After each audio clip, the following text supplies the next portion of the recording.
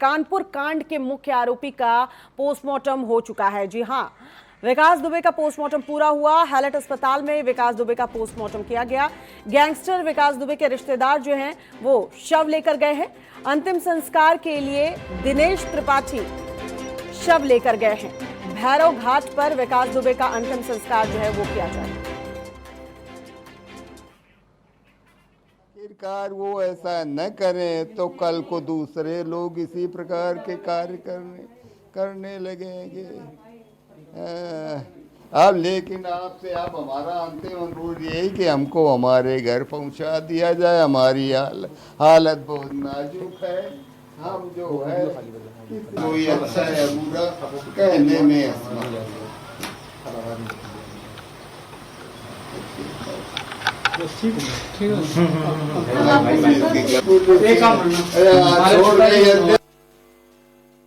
तो विकास के पिता जो कह रहे थे कि हमें हमारे घर पहुंचा दिया जाए, उनकी हालत ठीक नहीं है। आपको बता दें कि कानपुर कांड के मुख्य आरोपी का पोस्टमार्टम जो है वो हो चुका है।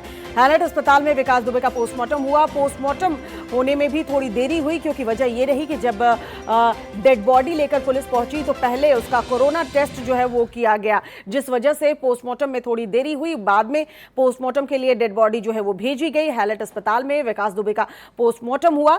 गैंगस्टर विकास दुबे के रिश्तेदार जो है वो शव लेने के लिए आए और दिनेश त्रिपाठी नाम बताया जा रहा है उनके रिश्तेदार का, जिन्होंने हैंडओवर लिया है इस शव को। भैरव घाट में विकास दुबे का अंतिम संस्कार जो है वो किया जाएगा। कुल मिलाकर कहे तो जो 3 जुलाई से हाई वोल्टेज ड्रामा चल रहा था, कभी पुलिस निशाना साध रही थी, अंधेरे में तीर चला रही थी, इधर उधर दबिश दे रही थी और वहीं कहीं कभी कभी बहुत करीब पहुंच जा रही थी विकास दुबे के, लेकिन विकास दुबे जो है वो आगे आगे और पुलिस पीछे पीछे। और आखिरकार कह सकते हैं कि इस डर का जो बिकरू गांव के लोगों में व्याप्त था उसका भी अंत हुआ और डेड बॉडी का पोस्टमार्टम हो चुका है। हमारे सहयोगी नीरज इस वक्त हमारे साथ जुड़ चुके हैं।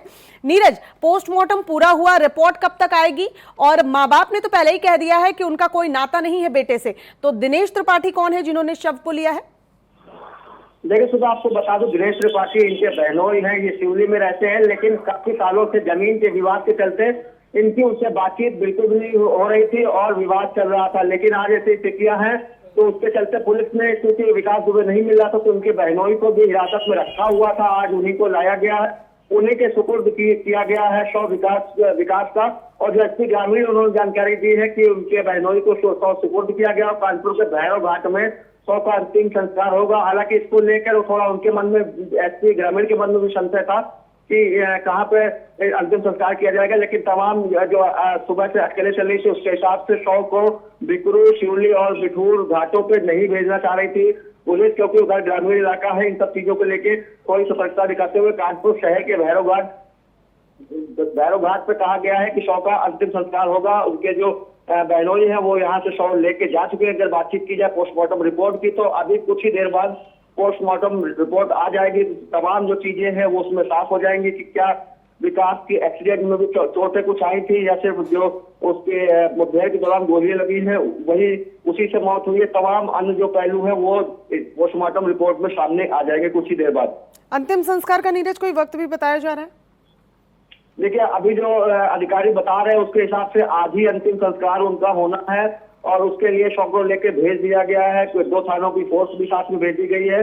अभी आगे जिस तरीके की जानकारी मिलेगी उस हिसाब से आपको अपडेट किया जाएगा। स्वतः नीरज, शव तो लेकर चले गए हैं और जैसा आप बता रहे हैं कि टीम भी साथ में है, अंतिम संस्कार करते वक्त भी टीम मौजूद रहेगी? क्योंकि कई बार ऐसा हो सकता है इनके जो गुर्गे होते हैं, इनके जो लोग होते हैं जो इनके फेवर में होते हैं, वो कहीं वहां पहुंचकर कुछ बवाल ना काटे।